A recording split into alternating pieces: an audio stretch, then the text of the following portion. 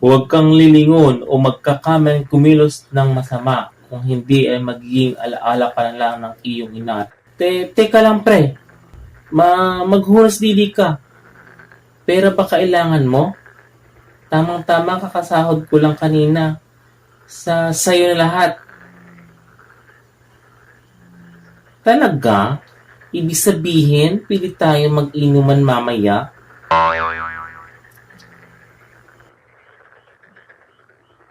Anak ka ng palaka, Michael.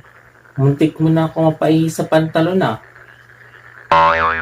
Che, Michael ka dyan. Mikay nga, di ba? Mikay. Oo na. Kailan ka pa dito? Namiss kita, pre.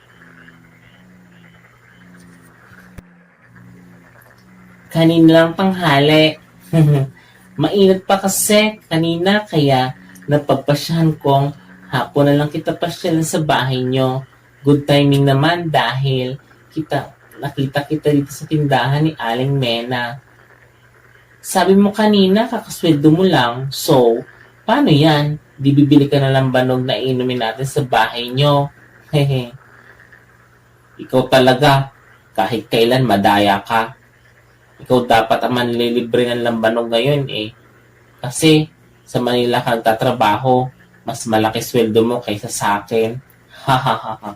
Hayaan mo, mamaya kapag lasing ka na, ako naman ang bibili. Hahaha. Siya nga, halika na, bibili na tayo ng lambanog at saka pulutan at nang masimulan natin ang tagay, marami naman tayong pagkipintuhan.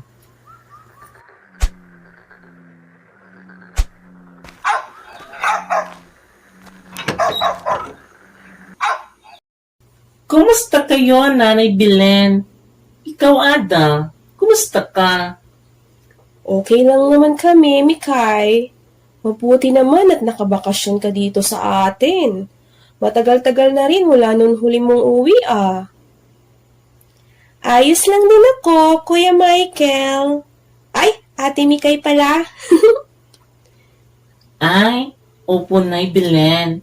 Isang linggo na bakasyon lang po ang binigay sa akin ng pinagtatrabahuhan kong kumpanya. Ada, ang ganda mo talagang bata ka. Magkasing beauty tayo. Aba, syempre naman, Ate Mikay. Gandang probinsyana yata tayo, no? Dahil matalik na kaibigan ni Amboy si Mikay, ay nakababatang kapatid na rin ang turing nito kay Ada. Samantala ay nag-inuman nga ang magkaibigan na Mikay at Amboy ng gabing iyon. Habang tumutungga sila ng tuba, ay namalaya na lamang nila na hating gabi na pala. Mikay, bukas na natin ito ubusin. Lasing na ako. Ano? Dito ka ba tutulog? Ayaw ko nga. Baka gapangin mo pa ako eh. Magyuntis mo ako. Ha ha ha ha. Uwi ako at baka magtampo sa akin si Itay kapag di ako umuwi. Ha, puro kakalokohan. O sige, kaya mo ba maglakad pa uwi? Ihatid na kaya kita. Ano ihatid? Eh, mas lasing ka pa sa akin eh. Ha ha ha. Okay, sige. Ikaw ang bahala. O, itong flashlight, gamitin mo muna.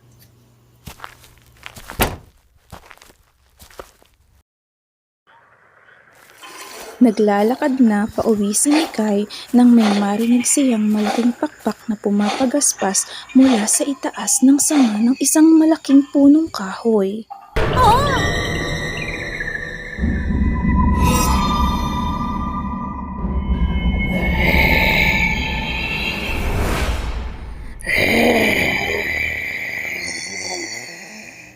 Teka lang. Huwag ka muna lumapit sa akin.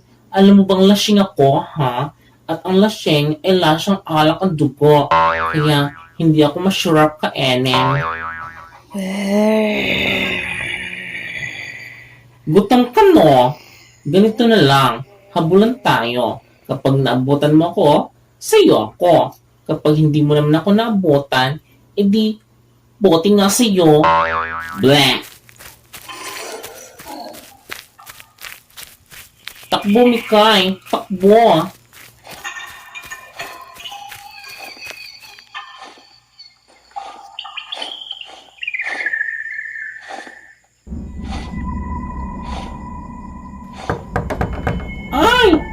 ko, Lord. Ang beauty ko. Amboy, tulong. Buksan mo ang pinto. May aswang. Hinahabol ako ng aswang.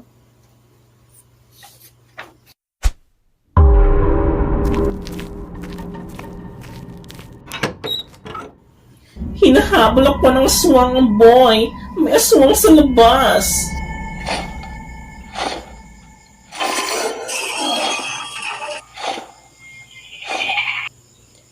Anong nangyayari? Anong ingay na yun, Amboy? Aswang, inay. Hinabol ng aswang si Mikay habang pauwi sa kanilang bahay kaya bumalik siya dito. Andiyan na siya, boy. Anong gagawin natin? Lalabasin ko ang aswang. Dito lang kayo sa loob ng bahay. Kahit anong mangyari, wag na wag kayong lalabas. Inay, may alam ka ba kayong pangontra sa aswang? Oo. Ang alam ko ay asin at bawang ang pangontra sa aswang. Sandali, kukuha ako sa kusina.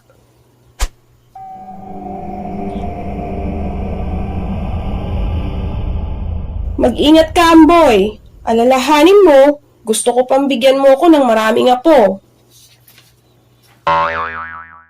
Mag-iingat ka, kuya. Nanay Belen, akin na pong asin at bawang at sasamahan ko si Amboy sa labas.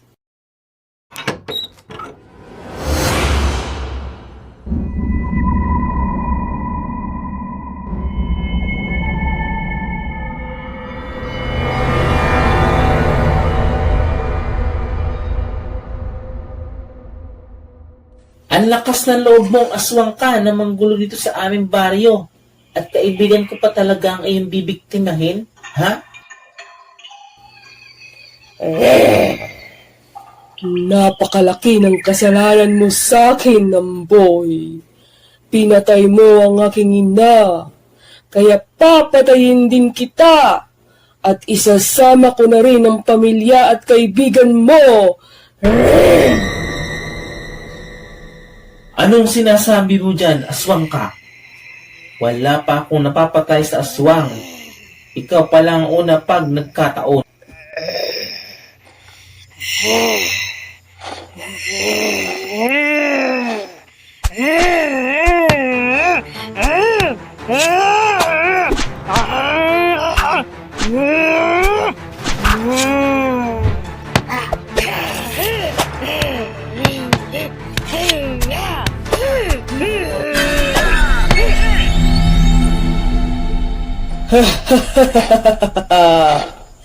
Ano, Amboy? Masakit, di ba? Ano nakakatawa, aswang? Hindi ka pa panalo dahil buhay pa ako ubok. Mas masakit pa dito yung brinake ako ng syota ko.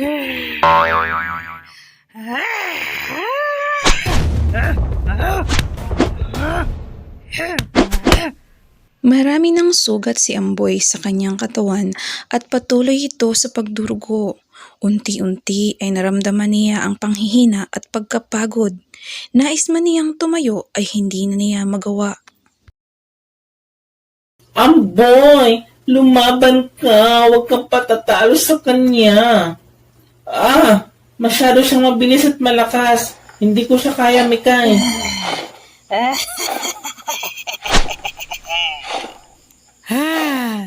Teka, ano yan? Ay, sakit! Ha. Isang garap ko na asin lang pala ang katapat mong pangit ka. Sige, sugod pa. Halika dito.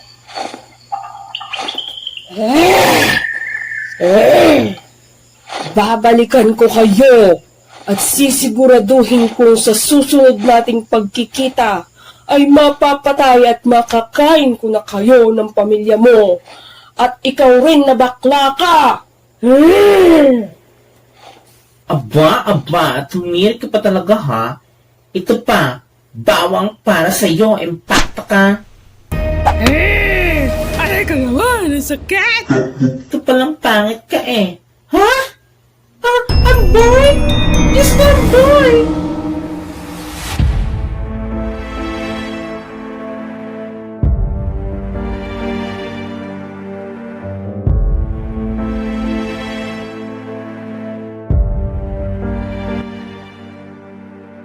Takot ako para sa kanya.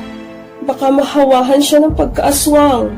O kaya ay paano kung may laso ng mga kuko ng aswang na yun? Baka mamatay ang anak ko. Magiging maayos din po siya, Nay Belen. Hindi naman po siguro siya mamatay o magiging aswang. Ito sa akin noon ng lolo ko, may ibang aswang daw na kayang manghawa sa tao sa pamamagitan ng pagkalmot at kaya din nilang magtanim ng lason sa pamamagitan ng kanilang kuko. Kailangan natin makahanap ng marunong na albularyo para magamot si Amboy kaagad. Nay, naalala mo po ba yung nakwento ni Kuya sa atin na matanda sa gubat? Baka po makatulong siya kay Kuya. Diba, napagaling niya si Aso na puti at si Kuya noon? Pero saan natin siya hahagilapin, Ada? Maluwang ang kabundukan. At mapanganib dahil nga may aswang na pagala-gala na kahit araw ay kayang umatake. Paano kung nag-aabang lang pala siya at naghihintay ng tamang pagkakataon?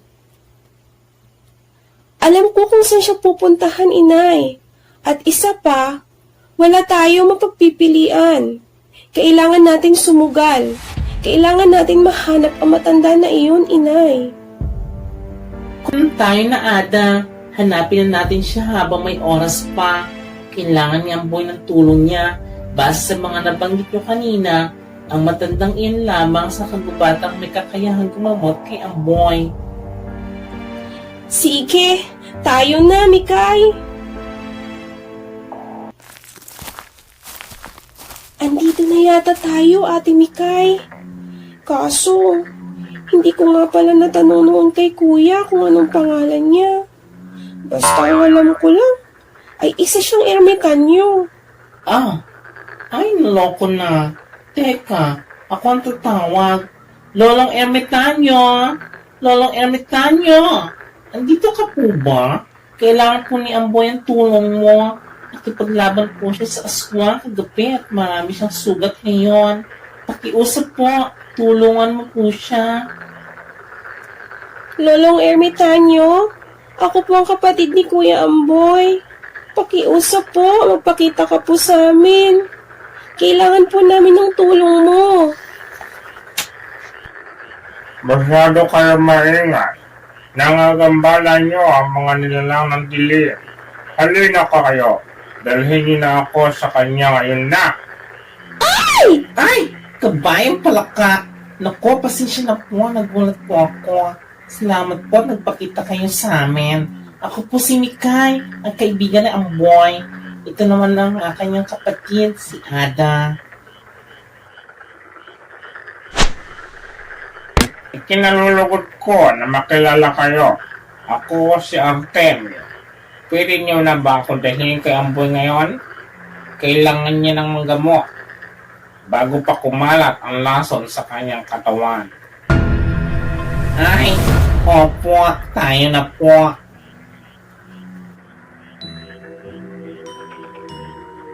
Sinimulan agad gamutin ni Lolo Artemio si Amboy pagkadating sa bahay.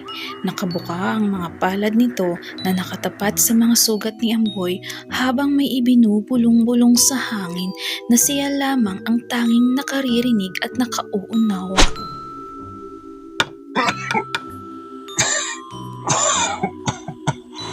Ano po ang nangyayari sa kanya, Lolo Artemio? Bakit po siya nagkakaganyan? Sinusuka niya ang laso na naipasa sa kanya ng aswang na awok. Nataniman siya nito ng lason sa pamamagitan ng mga kalmot. Maaari niya iyong ikamatay kung kumalat ang lason sa kanyang katawan at nakarating sa kanyang puso at utak. Ngunit, huwag na kayong mag-alala ngayon.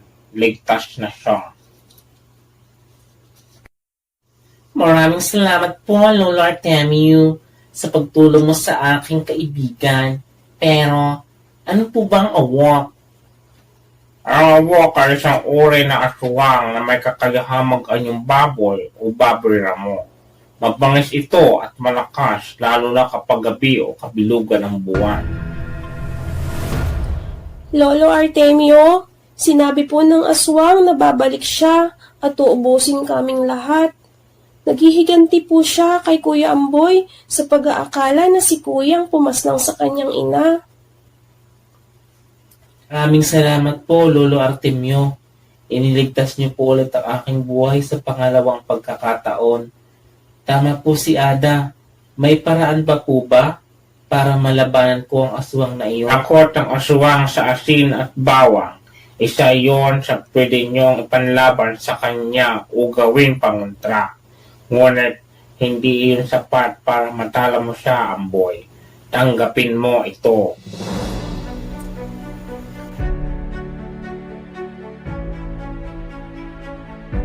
Sa oras na nasa panganib ka ay magliliwanag ang medalyon na iyan.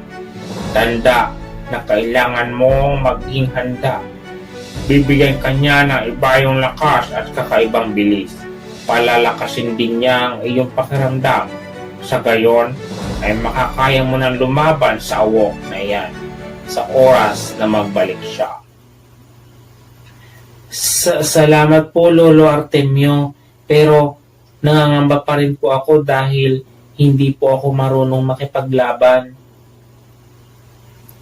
Haplusin mo lamang ang iyong medalyon at kusang kikilos ang iyong mga kamay at katawan sa oras na simulan mong hawakan ng iyong itak at magsimulang lumaban. Pakatandaan mo lang na hindi mo pwedeng tanggalin sa iyong liig ang suot mong medalyon. Pakaingatan mo yan sapagkat diyan ka lamang kukuha ng lakas at kapangyarihan. O, paano? Tutuloy na ako. Puntahan mo na lang ako sa gubat kapag may kailangan ka.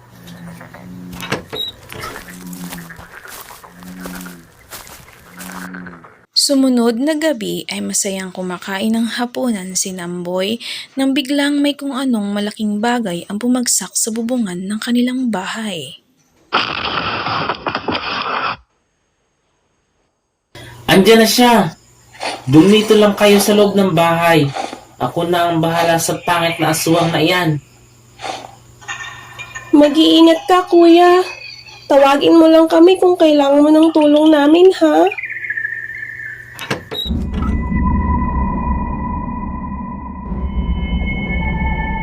Sa wakas, bumalik ka rin. Pero sana naman, pinatapos mo muna ako kumain. Sobrang aga mo eh. Hindi ko na problema kung matakaw ka. Sana kasi hindi mo nang inuya para nabilaukan ka. Double kill ba? Ganun. Lokong pangit ito ah. Gusto mo talagang masistensyahan ka, ha?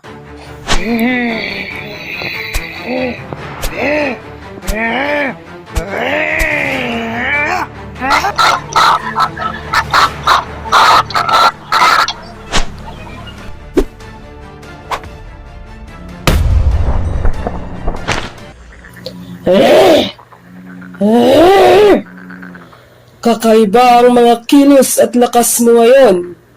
Magic beans ba yung kinain mo kanina? Aba, nagmamarites na rin pala ang mga aswang ngayon ah.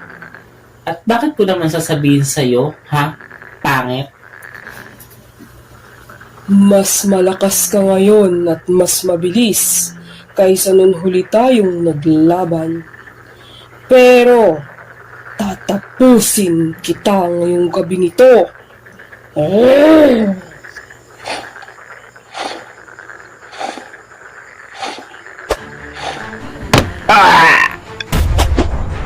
Tapos ka na ngayon!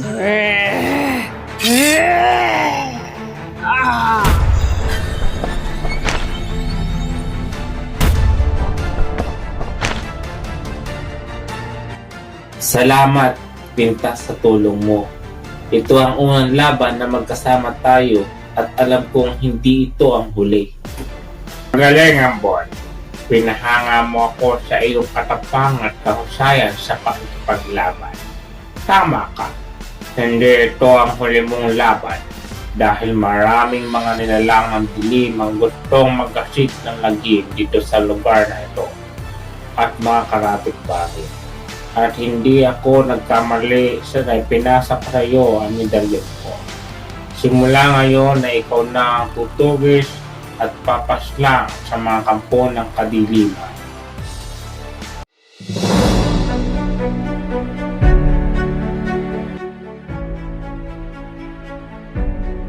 Kailanman ay hindi nagwawagi ang kasamaan sa kabutihan at ang paghihiganti ay nagdudulot ng kapahamakan sa sino mang maghangad nito. Napagtanto ni Amboy na iyon ang simula ng panibagong yugto ng kanyang buhay at kailangan niyang maging handa sa mga susunod na araw sa kanyang pagharap sa mas marami pang nilalang na kampon ng kadiliman.